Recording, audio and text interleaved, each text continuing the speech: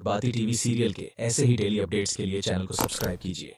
दोस्तों, आगे एपिसोड में दिखाया जाएगा। अर्पिता संध्या से कहती है, मैडम जी आप यहाँ से निकलिए, इस जगह में खतरा है। फिर संध्या कहती है, अर्पिता उन आतंकवादी का लीडर अभी जिंदा है, इसलिए गेट पर नजर रखो, वह बच के नहीं जाना चाहिए। अर्पिता कहती है, आप चिंता मत कीजिए मैडम जी, आर्मी आ चुकी है, अब वो शैतान नहीं बचेगा। आप प्लीज मेरी बात मानिए और सूरज जी को यहाँ से लेकर जाइए। आपकी भाभो का रो रो के बहुत बुरा हाल हो गया मैडम जी। उन्होंने कसम खा ली है कि जब तक आप लोग बाहर नहीं जाएंगे तब तक वह दरवाजा से नहीं हटेंगे। फिर संध्या अर्पिता की बात मान लेती है और सूरज के साथ भाभो के पास आती है।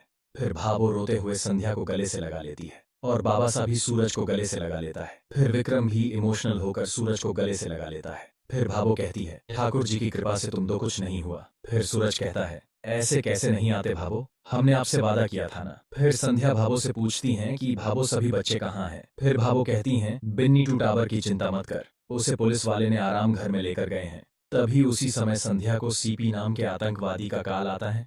तभी सीपी संध्या से कहता है, हेलो सूरज, संध्या कैसे हो है। फिर संध्या और सूरज घबरा जाते हैं। फिर सीपी कहता है, अब मेरी भविष्यवाणी सत्य होने का समय आ गया है, अब तुम दोनों ही मुझे यहाँ से बाहर निकालोगे। संध्या कहती हैं, क्या बकवास कर रहे हो तुम, अब तुम तक आर्मी पहुंचने वाली है, सब खत्म हो गया है। सीपी कहता है, नहीं संध्या राठी, मेरे यहाँ से बाहर निकालने के बाद ही खेल खत्म होगा। संध्या कहती है, सीपी अपना मुंह बंद और मेरे ऑर्डर्स फॉलो करो और चुपचाप से सरेंडर कर दे तो तेरी जान बच जाएगी। सीपी कहता है, एसपी संध्या राठी, अब मैं तुझे कुछ ऐसा सुनाने वाला हूँ जिसे सुनकर तेरी आवाज नहीं निकलेगी। फिर सीपी कॉल पर संध्या को उनकी बेटी कनक का आवाज सुनाता है, जिसको सुनकर संध्या बहुत ज्यादा घबरा जाती है।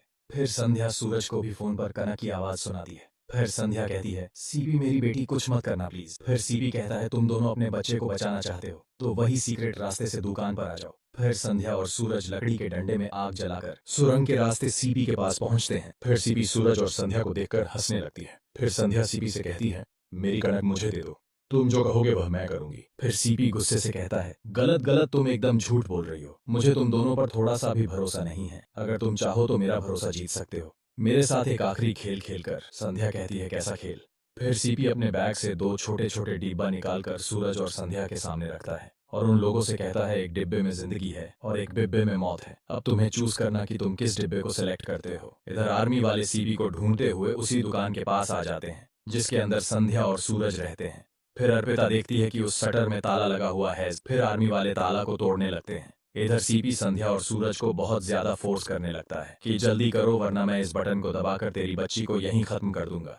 फिर सूरज और संध्या मजबूर हो जाते हैं और दोनों एक साथ ही एक डिब्बे को सिलेक्ट करते हैं। फिर सीपी हंसते हुए कहता है, अरे क्या ही ट्यूनिंग है दोनों पति पत्नी का, दोनों ने एक ही बोतल को चूज किया, लेकिन तुम दोनों ने